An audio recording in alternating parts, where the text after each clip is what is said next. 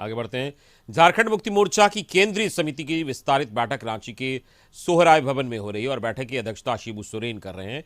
बैठक में गुरुजी के साथ पार्टी के कार्यकारी अध्यक्ष और मुख्यमंत्री हेमंत सोरेन भी उपस्थित हैं। आज की बैठक में केंद्रीय समिति के 250 सदस्य पार्टी की अगली दिशा क्या होगी, इस पर मंथन किया जा रहा है। विशेष रूप से अगले वर्ष होने वाले लोकसभा और विधानसभा चुनाव पर चर्चा की जा रही है। वहीं से लोकसभा चुनाव का शंखनाद भी हो सकता है। इसके लिए कार्यकर्ताओं को चुनावी तैयारी में जुट जाने का आह्वान किया जाएगा। केंद्रीय समिति की बैठक में बिहार, पश्चिम बंगाल और ओडिशा के सदस्य भी हिस्सा ले रहे हैं।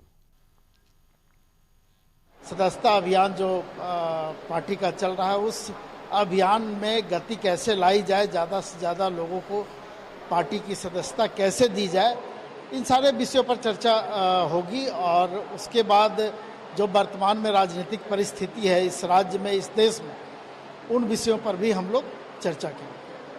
सर, लोकसभा विधानसभा चुनाव को लेकर के बिल्कुल, ये स्वाभाविक है कि पार्टी का जब संगठनिक बैठक होगा तो अभी उपचुनाव है डुमरी का, उसके बाद लोकसभा का चुनाव है, तो इन सारे विषयों पर हम लोग चर्चा करेंगे। झारखंड मुक्ति मोर्चा की केंद्रीय समिति की विस्तारित बैठक का रांची के सोहराय भवन में हो रही है और बैठक की अध्यक्षता शिबू सोरेन कर रहे हैं। बैठक में गुरुजी के साथ पार्टी के कार्यकारी अध्यक्ष और मुख्यमंत्री हेमंत सोरेन भी उपस्थित हैं और इस बैठक में चर्चा और मंथन किया जा रहा है कि अगली दिशा क्या होगी, इस पर मंथन हो रहा है। विशेष रूप से अगले वर्ष होने वाले लोकसभा चुनाव और विधानसभा चुनाव पर चर्चा यहां चल रही है। और इस वक्त हमारे साथ झारखंड न्यूज कोऑर्डिनेटर मनोज जुड़ गए, हम सीधे उनके पास चलेंगे। मनोज, ये बैठक चल रही है वहां पर और बड़ी अहम बैठक है, क्या ताजा अपडेट मिल रहा है? देखिए, ताज़ा अपडेट की अगर हम बात करेंगे तो अभी थोड़ी देर के लिए भोजनावकाश हुआ था और उस दौरान जो भी पार्टी के नेता बाहर आए थे उन्होंने कहा कि विधिवत तरीके से इस बैठक को ख़त्म जब हो जाएगी तो पूरी बात बताई जाएगी कि किन किन मुद्दों पर चर्चा हुई और उस पर केंद्रीय नेतृत्व ने क्या कुछ निर्णय लिया है और क्या कुछ दिशा निर्देश दिया है। लेकिन जहां तक अंदर खाने की बात जो सामने आई है उसके मुताबिक तमाम दलों से जुड़े हुए जो तमाम पदाधिकारी हैं जिलों से जो आए हैं उन लोगों ने अपनी अपनी बात रखी है। जो कहीं कमी और खामियां नज़र आई हैं पार्टी की वो सामने रखा है, जो अच्छाई नज़र आई है वो रखा है। कहीं अगर तालमेल की कहीं कोई कमी नज़र आ रही है तो वो सारी चीज़ों को बेबाकी से रखा है और केंद्रीय नेतृत्व ने इन सारे चीज़ों को बड़े ही धैर्य के साथ सुना है और अब जो केंद्रीय नेता हैं इन सारे चीज़ों को लेकर अपनी बात रखेंगे।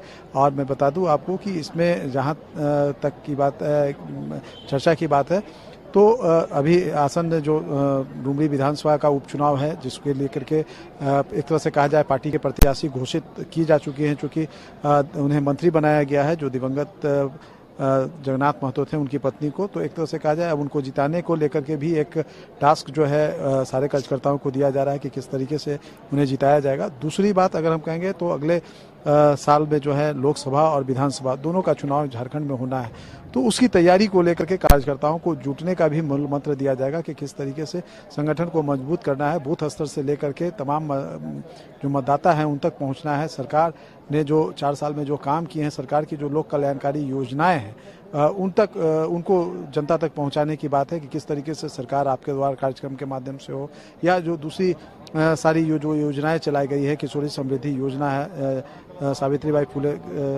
किशोरी सावित्री योजना हो या फिर और जो यहाँ पे योजनाएं चलाई गई, जो छात्रों और नौजवानों के लिए जो यहाँ पे निःशुल्क कोचिंग की व्यवस्था की गई, उनके वोकेशनल ट्रेनिंग की व्यवस्था की गई है। इसके साथ ही इंजीनियरिंग और मेडिकल की अगर पढ़ाई कर रहे हैं तो उनके लिए भी व्यवस्था की गई है।